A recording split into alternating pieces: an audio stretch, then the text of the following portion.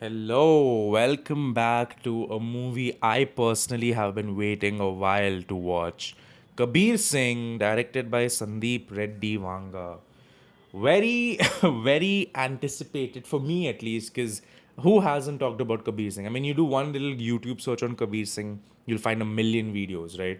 About how it's not as bad or how it's super misogynistic, and maybe arguably one of the biggest shifts in Bollywood where it really became like Bollywood is shifting towards more edgy stuff, and it's a remake. First of all, I think it's made by the same director, right? I think Arjun Reddy is made by Sandeep Reddy Vanga. And Kabir Singh is like one of those first things which brought about a real conflict and debate in the industry of what should be portrayed and what shouldn't. I have to come clean. Actually haven't watched Arjun Reddy, so and I'm not too worried about it. Like eventually, when I get to it, I'm sure I won't be like, "Damn it, it got ruined." Like everything has its own unique thing, and Kabir Singh is an interesting movie for me. First of all, I agree with like I agree with the woman because somehow when this movie came out, it became like a man versus woman thing. It's pretty obvious how misogynistic this movie is. Like I don't know how people are trying to defend it. I think the reason they're defending it is because they genuinely don't see what's wrong with it. Like this dude just looks at this random first year chick and he's like, "Oh yeah, you're gonna have these roommates. Oh, you wanna learn biology? Come, I'll teach you." And it's just like, what? It's so weird. It's so like, man, it's just bad. And here's the thing. I actually know women who are like this, like Preeti. I know women in real life back when I was in college who were exactly like Preeti. I kid you not. You think this movie is exaggerating? It's not. I know men like Kabir Singh and I know women like Preeti, and I actually know an example of an exact relationship like this, where one lady, like a friend's friend, was in a relationship like this with a fucking gym trainer who was like way older than her. And it was exactly like this, and I would hear shit like this, and I was like, and I think I even made a joke at one point, like, what in the Kabir Singh nonsense is this? It's real, guys. This is, you might think it's exaggerated to show off hidden desires, but I think it's just, it might not be very common, but it's true. One thing I did find interesting about the movie, and it's funny because now I make notes for films. Can you believe that? I'm actually sitting down and every time I finish a movie, I make points now because I'm like, okay, because I really cannot recollect because half the time I'm just like, oh my god, I'm watching a movie and I forget what to say about it. So I did like the self destruction spiral. I like how fucked up Kabir Singh gets. I like how empty he starts to become. He's like sleeping around with women. He's basically drinking himself to death, essentially. He's like doing hella drugs like cocaine and stuff. Like he's absolutely going off the rails. Very talented doctor, but essentially he's like a cringy, heartbroken chutia who gets, very heartbroken and he's like, oh my god, my love. One thing I didn't like, and this is where I have a problem with the movie mainly, like the misogyny is very, very evident. It's in your face. But for me, okay, like here's the thing: whenever there's something very controversial of a movie, you, if you want to take a neutral standpoint, you kind of ignore the very controversial and be like, okay, is the movie good despite that? And I have a few problems with that. The movie's not good even if you removed all the misogynistic things and made like a movie without all the blatant, like him being a fucking dick to Preeti basically. There's still like, it's not a good movie because here's the thing, it's shown as if Preeti is like forced to marry off into like, oh, it's because the parents are rejecting. Like Preeti never once stands up for herself. Preeti never once, like, she ends up falling in love with him, which is cool. And towards the start, it makes sense because he's like this fucking creepy, I mean, scary ass dude. What if he like fucking breaks her jaw or something? But he's very respectful. I mean, respectful being in quotations towards her in the sense he doesn't beat her up, which is honestly a surprise considering he's an absolute retard in this film. But one thing I did find interesting is that they never show Preeti as the one who decides to back off. And I think that would have been. I feel like I've seen this in a movie before where she decides, and maybe then the movie would have become too cliche because if you're able to just do that, like Preeti decides to leave him and then he gets into this self destruction, spiral.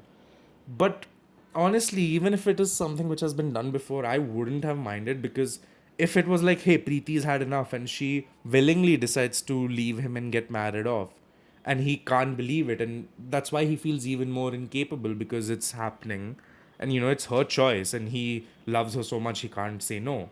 I think it should have been a case of him finally finding himself, which they do show a character arc, where he passes out and he gets his medical license revoked and everything. But then they had to fucking ruin it with like, oh, she's forced to marry off, and the absolute bullshit ending of, oh, she's pregnant with his child and now they're like happy together, and it's so lame. Like, lame is the perfect way to describe it. The fact that we went through all of that, like, I could have still been okay with the movie somewhat if it ended up with him finding himself and realizing, man, I've been a dick all this while, and he grows up and matures as a person.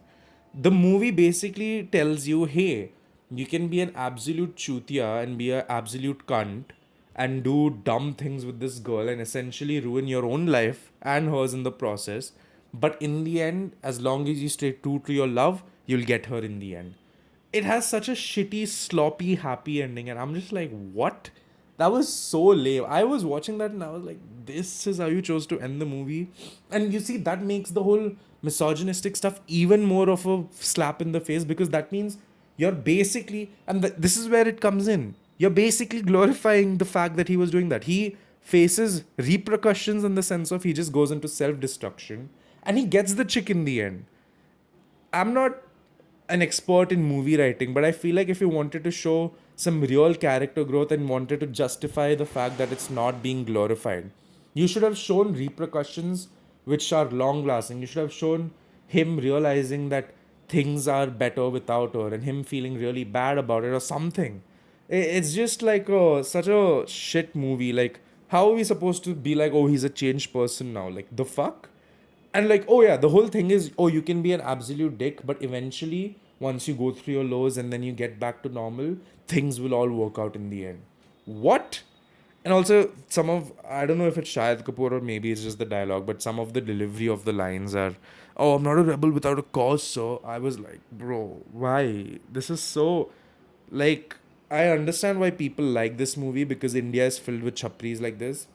Actually, I shouldn't say that. I heard chapri is like a casteist term. I didn't even know that. I didn't know it was based on like a caste.